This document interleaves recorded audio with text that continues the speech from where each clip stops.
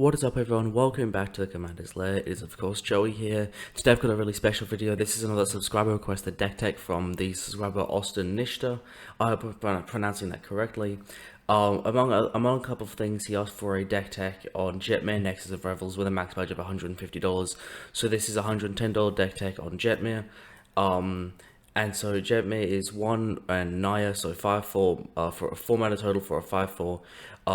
If you have 3 creatures, you get +1/+0 and Vigilance. If you have 6 creatures, they get +1/+0 and have Trample. And if you have 9 creatures, they get +1/+0 and have Double Strike.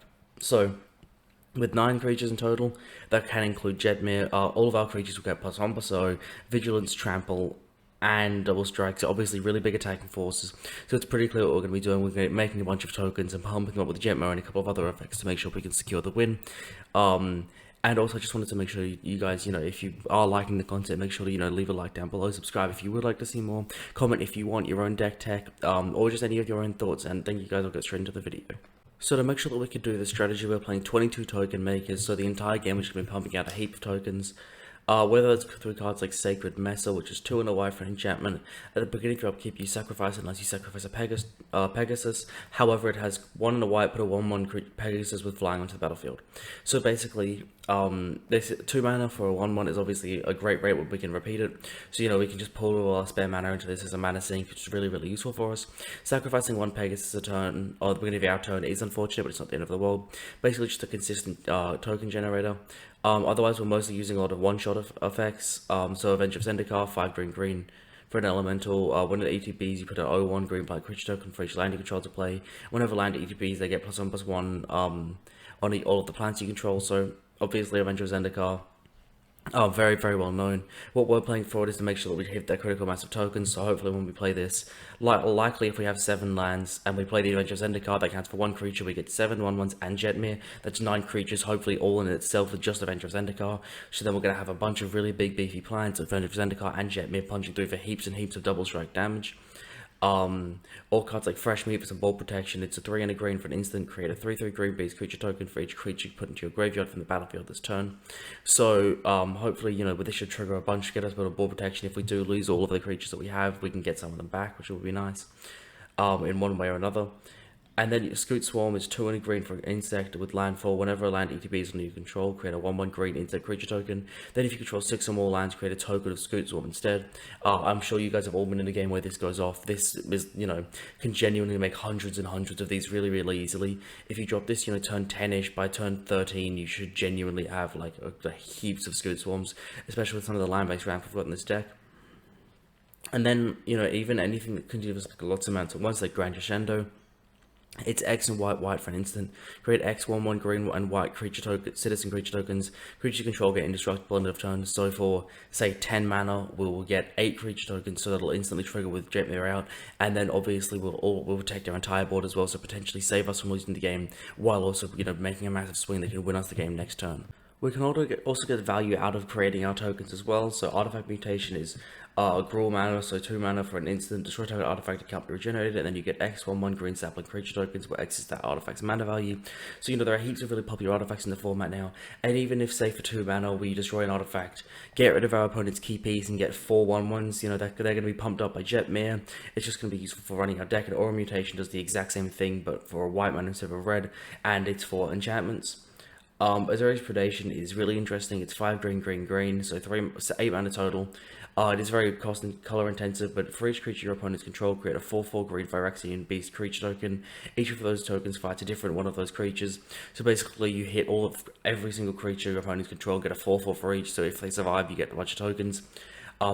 If you cast this, it's almost impossible that you're not going to be able to win next turn. Just the amount of 4/4s you're going to get is crazy. So a really, really great way to close out the game. However, when we can also draw lots of cards of our tokens. So Rite of Harmony is green and a white for an instant. It also has Flashback for 2 green white.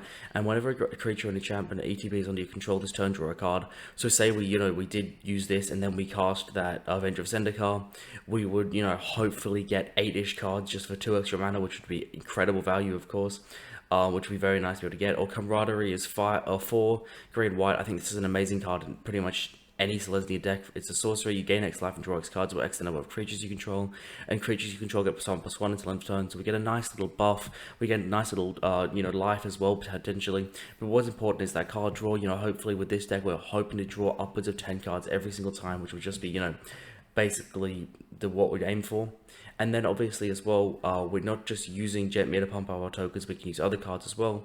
So Earthshaker Giant is 4 green for a 6/6 creature giant druid with trample. When it ETBs, other creatures you control get +3/+3 and trample in the turn. So obviously that +3, the trample doesn't matter, but the +3/+3 is great, and obviously the 6/6 trample body is amazing as well.